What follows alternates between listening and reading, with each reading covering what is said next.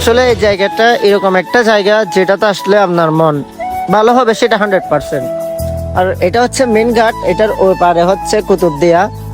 ওদিক থেকে মানুষ এদিকে চলাচল করে, এটা ছাড়া কুতুবদিয়ার মানুষের আর কোনো রাস্তা নাই। আসসালামু আলাইকুম গাইস, কি অবস্থা সবার, কেমন আছেন আপনারা?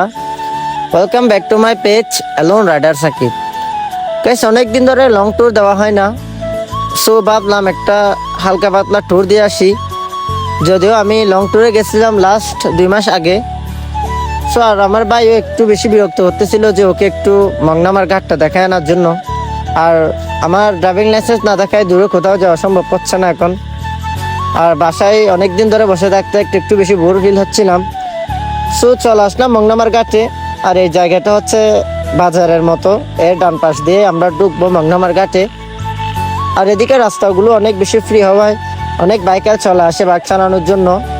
বলতে পারেন গরিবের মাওয়া রোডের মতো, কারণ আমাদের এদিকে তেমন বেশি ফ্রি রাস্তা আর নাই। এইদিকে মংনামার রাস্তাটাই হচ্ছে অনেক বেশি ফ্রি রাস্তা। আর এখন চলে আসলাম বাজারের দিকে, এদিকে একটু বেশি জ্যাম। আর আমার ভিডিওটা করছিলাম আমি কোরবানি ঈদের কয়েকদিন পরে, সো ওই সময় একটু বেশি জ্যাম ছিল, যদিও একটু লেটে আপলোড দিচ্ছি, কারণ আমার পেজে টেকনিক্যাল ইস্যু থাকার কারণে আপলোড দেওয়া হয় নাই। আসলে এই জায়গাটা এরকম একটা জায়গা যেটাতে আসলে আপনার মন ভালো হবে, সেটা 100%। আর এটা হচ্ছে মেন ঘাট, এটার ওই পারে হচ্ছে কুতুবদিয়া। ওদিক থেকে মানুষ এদিকে চলাচল করে, এটা ছাড়া কুতুবদিয়ার মানুষের আর কোনো রাস্তা নাই। আর আমার ছোট ভাই পিছন দিক থেকে বলতেছিল ও নাকি এখান থেকে যাবেই না, ও আজকে ফার্স্টবার আসছে।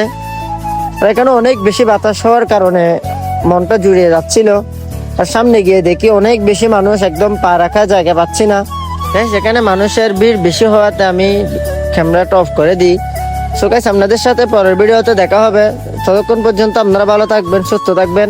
আর আমার ভিডিওটা যদি দেখে ভালো লাগে, লাইক কমেন্ট শেয়ার করে পাশে থাকবেন। পেজে নতুন হলে পেজটাকে ফলো করে দিবেন।